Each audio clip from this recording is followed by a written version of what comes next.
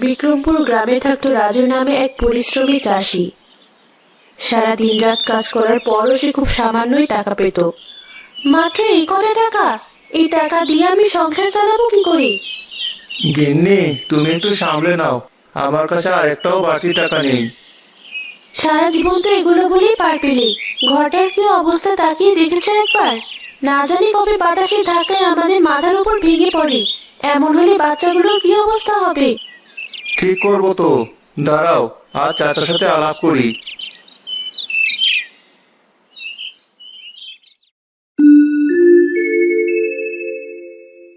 কাজ করার বেলায় তো কোনো নাম নেই, শুধু টাকা টাকা। আমার খেতে যে কাজ করিস তার টাকা প্রতিদিনেরটা প্রতিদিনই দেই না তোকে? তা তো দেন, কিন্তু অন্যদের তুলনায় অনেক কম। যেমন কাজ করিস তেমন টাকাই তো পাবি। কিন্তু আপনি তো বলেছিলেন এই মাস থেকে টাকা বাড়িয়ে দিবেন। মিথ্যে বলিস না, তোর যে কাজের অবস্থা সেখানে আবার টাকা বাড়িয়ে দিতে চাইবো কেন? আমি মিথ্যা বলছি না, টাকা না বাড়ালে আমাকে কিছু টাকা ধার দিন অন্তত। আমার বাড়ির অবস্থা খুবই খারাপ, জলদি মেরামত না করলে যে কোনো সময় দুর্ঘটনা ঘটে যেতে পারে। আমাকে কি পাগল মনে হয় তোর? যেখানে নিজেরাই চলতে পারিস না ঠিক মতো, সেখানে আমার থেকে এতগুলো টাকা ধার নিয়ে আবার ফেরত দিবি? আমার মেজাজটা আরো খারাপ করার আগেই দূর হ চোখের সামনে থেকে। চাষি মন খারাপ করে সেখান থেকে বের হয়ে একটা গাছের নিচে বসলো। এখন টাকা ছাড়া খালি হাতে কিভাবে বাড়ি ফিরি? বউকে কত আশা দেখিয়ে বাড়ি থেকে বের হয়ে এলাম, এখন সবই বৃথা। কি ব্যাপার, গাছটা হঠাৎ এমন নড়াচড়া শুরু করলো কেন? তুই বুঝি এখন খুব অভাবে আছিস? হ্যাঁ, কিন্তু তুমি বলতো কি করে? আমি তো মনে মনে কথা বলছিলাম, আর কথাইও বলছো কিভাবে তুমি? আমি জাদুর গাছ, তোদের মনের কথা শুনতে পারি, আবার তোদের সাথে কথাও বলতে পারি। তুই চাইলে তোর সমস্যার সমাধান দিতে পারি আমি। কি সমাধান? এমন এক দুনিয়া আছে যেখানে সব মানুষ বড় এক অদ্ভুত সমস্যায় আছে। তুই যদি তাদের সমস্যা দূর করতে পারিস তাহলে এই জীবনে তোর আর অর্থের অভাব হবে না। কিন্তু যদি না পারিস, তুইও ওদের সাথে সেই দুনিয়ায় আটকা পড়বি। এসব জানার পরও তুই কি যেতে চাস সেই দুনিয়ায়? হ্যাঁ, আমি যাব। এমনিতেও অর্থ ছাড়া এই দুনিয়ায় আমার তেমন কোনো মূল্য নেই।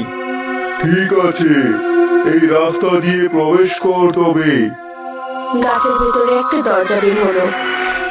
রাখাল সেই দরজা দিয়ে প্রবেশ করার পর নিজেকে এক নতুন জায়গায় আবিষ্কার করলো। এখানে তো সবকিছু স্বাভাবিকই লাগছে। এই দুনিয়া দেখতেও তো প্রায় আমার গ্রামের মতোই। তাহলে গাছ এই দুনিয়াকে আজব দুনিয়া বললো কেন?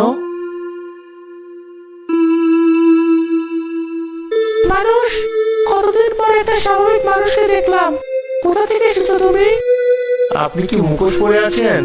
আপনার মাথা তেমন পাখির মতো কেন? বুঝেছি, তুমি এই দুনিয়ার কেউ নও, অন্য দুনিয়া থেকে এসেছো। এই লোকটাকে এখানে কি করে এলো? আরে, আপনি তো দেখছি দেখতে পাখির মতো। এখানে আমরা সবাই দেখতে এমন, তবে বাইরের দুনিয়ায় কেউ আমাদের সম্পর্কে জানে না এবং চাইলেও এখানে আসতে পারে না। তুমি যেহেতু এই দুনিয়ায় আসতে পেরেছো, তার মানে বটগাছ তোমাকে এখানে পাঠিয়েছে আমাদেরকে অভিশাপ থেকে মুক্ত করার জন্য। অভিশাপ? কিসের অভিশাপ? তুই এখানে দাঁড়িয়ে দাঁড়িয়ে সব বলবি? লোকটা কত দূর থেকে এসেছে কে জানে। চল, ওকে আগে আমাদের বাড়ি নিয়ে যাই। ঠিক আছে ভাইয়া। রাখাল তাদের সাথে গিয়ে দেখলো বেশ বড়সড় আর রাজকীয় বাড়ি তাদের। তাকে বেশ ভালোভাবে আপ্যায়নও করা হলো।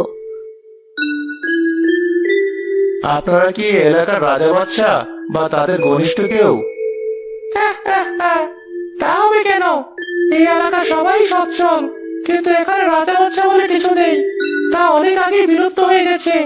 এই অভিশপ্ত দুনিয়ায় রাজা বাচ্চার কোনো প্রয়োজন নেই। তবে আমাদের দাদার দাদা এখানকার রাজা ছিলেন। তোমাকে তো বলাই হলো না আমাদের মাঝে সম্পর্ক কি।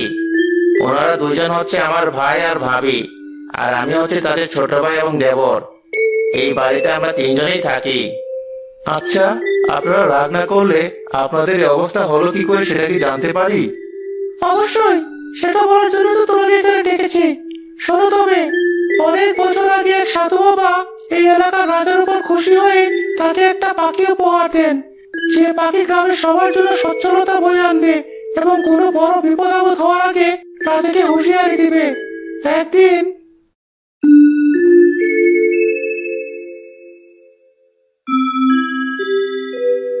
আরে রাজা মশাই, এত মূল্যবান পাখি আপনার কাছে কি করে এলো? ঠিক বলেছ, পাখিটা আসলে অনেক মূল্যবান। এই গ্রামকে অনেকবার বিপদের হাত থেকে বাঁচিয়েছে। সাধু বাবা খুশি হয়ে আমাকে উপহার দিয়েছিলেন এই পাখিটি। আমি সেই মূল্যের কথা বলিনি রাজা মশাই। এই পাখিটাকে হত্যা করে যেখানে কবর দেওয়া হবে সেখানে একটা গাছ হবে, আর সেই গাছের কোটরে প্রতিদিন এত স্বর্ণ পাওয়া যাবে যে এই গ্রামের কারোরই আর কোনোদিন অভাব থাকবে না। তোমার এ বিষয়ে জ্ঞান অনেক বেশি, তাই আমি তোমাকে অবিশ্বাস করছি না। কিন্তু এমনিতেও আমাদের সুখের কোনো অভাব নেই, আর এটাই জীবনের আসল সম্পদ। ভেবে দেখুন আরেকবার রাজা মশাই, অর্থকে ঘিরেই মানুষের সব সমস্যা। সেই সমস্যা দূর না হলে পাখি দিয়ে কি হবে? রাজামশাই অনেক চিন্তা ভাবনা করার পর পাখিটাকে মারার সিদ্ধান্ত নিলেন। পরদিন সকালে পাখির খাবারে বিষ মিশিয়ে দেওয়া হলো। আমি সব শুনেছি। আমার বিশ্বাস ছিল তুই এই বুড়ির কথায় লোভে পড়ে আমাকে হত্যা করবি না। আমার বিশ্বাস ভাঙার জন্য তোদেরকে আমি অভিশাপ দিলাম। তোদের সবার চেহারা আর হাত পাখির মতো হয়ে যাবে। আমার খাবারে বিষ মেশানোর জন্য তোরা কেউ কোনো খাবারের স্বাদ নিতে পারবি না। মৃত্যুর আগে আমাদেরকে এত বড় অভিশাপ দিয়ে যেও না। গ্রামের মানুষের ভালোর কথা চিন্তা করে আমি এই সিদ্ধান্ত নিয়েছিলাম। অন্তত এই অভিশাপ থেকে মুক্তি পাওয়ার একটা উপায় তো বলে দাও। ঠিক আছে, আমার মৃত্যুর পর যে কাজটা হবে সে 3টি প্রশ্ন করবে। কেউ তার সবগুলো প্রশ্নের সঠিক উত্তর দিতে পারলে তবেই তোরা অভিশাপ মুক্ত হবি, এর আগে না। এই কথা বলার পর পাখি মারা যায়, আর গ্রামের সবাই এই অবস্থা হয়ে যায়। সেই বুড়িটাও কিছুদিনের মাঝে থকতে থকতে মারা যায়। এখনো কি কেউ গাছে এসে 3টা প্রশ্নের উত্তর দিতে পারেনি? না, আমার অনেক আশা তুমি সঠিক উত্তর দিয়ে আমাদেরকে এই অভিশাপ থেকে মুক্ত করবে। তার বদলে তোমাকে এত পরিমাণ অর্থ দেবো আমরা যে তোমার সন্তানরাও আজীবন বসে বসে খেতে পারবে। ঠিক আছে, আমাকে ওই গাছটার কাছে নিয়ে চলুন, আমি চেষ্টা করে দেখি।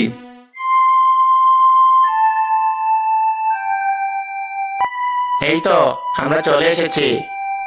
আরে, এ তো আগের গাছটাই, যে গাছটা দিয়ে আমি এখানে প্রবেশ করেছি। হ্যাঁ, এই গাছটাই আমাদের ভাগ্য নির্ধারণ করেছে এতদিন যাবত। তুমি তাহলে তৈরি আমার প্রশ্নের উত্তর দিয়ে ওদেরকে অভিশাপ মুক্ত করার জন্য? হ্যাঁ, আমি তৈরি। আমার প্রথম প্রশ্ন হলো একই প্রশ্ন, কিন্তু সবাই আলাদা আলাদা উত্তর দেয়, অথচ সবার উত্তরই ঠিক। প্রশ্নটি কি?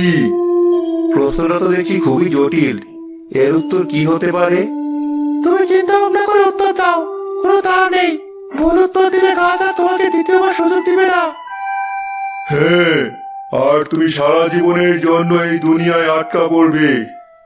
সবাই আলাদা উত্তর দেয়, তার মানে এটা খুব সাধারণ আর প্রচলিত একটা প্রশ্ন। প্রশ্নটা কি হতে পারে? নাম? হ্যাঁ, সবাই তো এর আলাদা আলাদা উত্তর দেয়, আর সবারটাই সঠিক। প্রশ্নটা হলো, তোমার নাম কি? সঠিক উত্তর। আরে বাহ, তুমি পেরেছো। আমি তো চিন্তা করে কুল পাচ্ছিলাম না এর উত্তর কি হবে। এখন এভাবে বাকি দুটো প্রশ্নের উত্তর দিয়ে ফেলো। এবার তোমার জন্য দ্বিতীয় প্রশ্ন। বাঘের মতো লাফ দেয়, কুকুর হয়ে বসে, পানির মধ্যে ছেড়ে দিলে ছোলা হয়ে বাসে। বলো, আমি কিসের কথা বলছি? উত্তর কি হতে পারে? নৌকা। নৌকা তো ছোলার মতো বাসে। আরে বোকা, নৌকাকে কখনো বাঘের মতো লাফ দিতে দেখেছিস তুই? ও তাই তো, তাহলে কি হবে? সাপ। সাপকে আবার কুকুরের মতো কবে বসে থাকতে দেখলি? তুই আর কোনো কথাই বলিস না। রাজুকে ভাবতে দে ভালো মতো, উল্টো পাল্টা উত্তর দিয়ে ওর মাথা খারাপ করিস না। কি হলো, পারছো না উত্তর দিতে? আমাকে একটু সময় দেওয়া যাবে? কিছুক্ষণের জন্য আমি নদীর পাড়ে থেকে ঘুরে আসতে চাই। আচ্ছা, যাও। চলো ভাই, আমরাও যাই। চল, কিন্তু একটা কথা বলবি না তুই। নদীতে একটা মাছ লাফাচ্ছে, কিন্তু ও বসে থাকে না।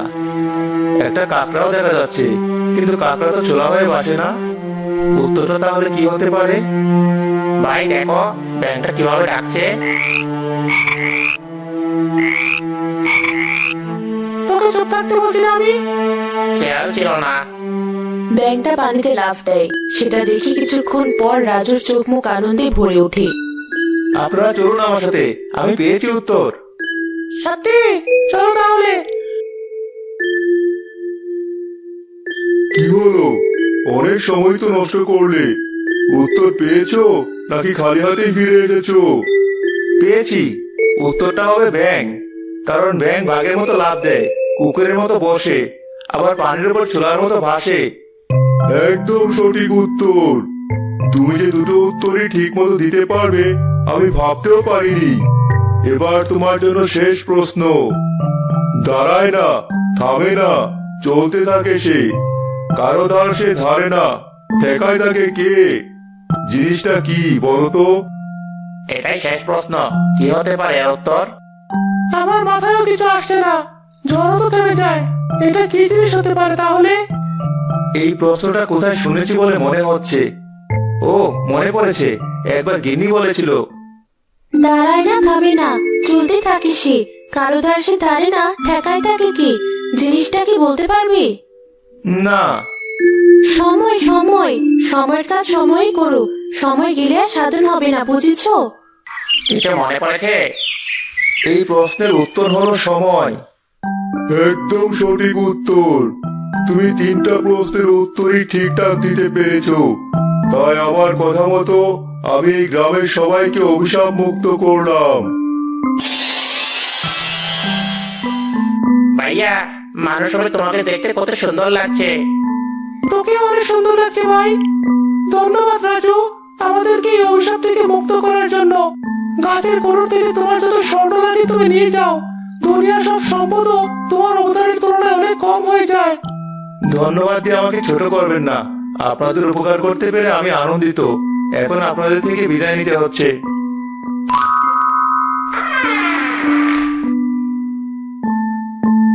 রাজু স্বর্ণ মুদ্রা নিয়ে আবার তার গ্রামে ফিরে গেল। সে তার বাড়ি ঠিক করার পর পরিবার নিয়ে শান্তিতে দিন পার করতে থাকলো।